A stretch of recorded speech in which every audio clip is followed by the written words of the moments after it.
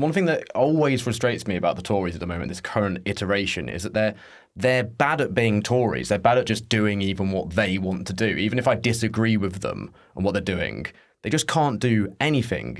Like, this is not going to solve any of the problems they're even flagging. And it's also just going to get them into all sorts of legal trouble, which is going to be pricey, isn't it? So they're stacking problems on top of problems here. Well, I'd love to see a breakdown of the costs of all the legal challenges versus the money that they're allegedly saving from not using hotel rooms. I thought there was a interesting admission. They're openly saying now that it is meant to be a deterrent, while at the same time saying, no, it's perfectly fine accommodation. So you've got that weird doublethink going on there.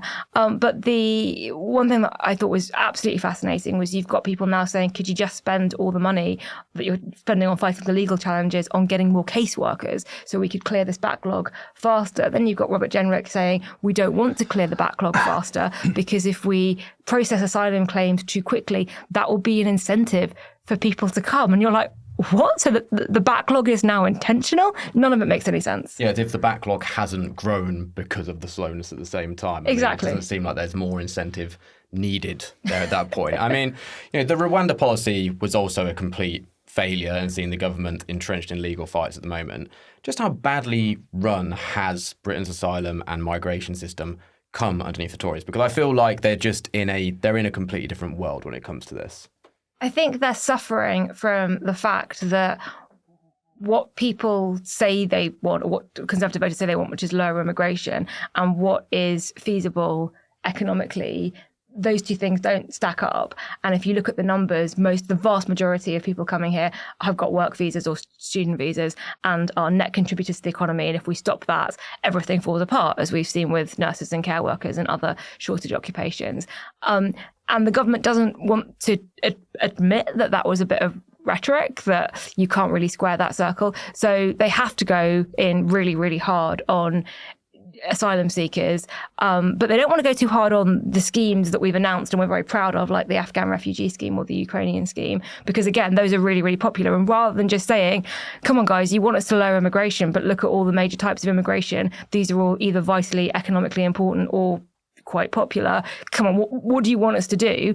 They're pretending that there's a way that they can do both. And we've just got to a point now where it's been 13 years and all of the inherent paradoxes in that position are coming to light, and they've got absolutely no idea how to deal with it. Seth, I mean, they've got no idea how to deal with it, but also is it just simply not in their interest to deal with it? They are so far behind in the polls, they need something to grab onto and to utilise. And is this it for them? There is no reason electorally, it wouldn't seem, for Sunak to want to fix this problem. Yeah, I absolutely agree with Rachel. I mean, there are two purposes why this is happening. One is a genuine attempt to deter future applications by being seen to be as tough as possible. But even if that doesn't work out, is to indicate things to voters. We are in the long campaign. It may last 6 months, it may last 18 months. But this is very much about free electioneering as far as the government is concerned. And it's very expensive electioneering. I mean, the cost of the Rwanda policy is £169,000 per asylum seeker. This is a massive publicity stunt. There were, 8 people or something on the first flight that went out? This was in no way, shape or form a remotely practical policy. And the government's not making any attempt to seriously process these applications fairly. It's entirely about the optics of this. The government has staked its re-election in no small part on this. What they don't want to say to voters is that immigration is a symptom and a driver of economic success.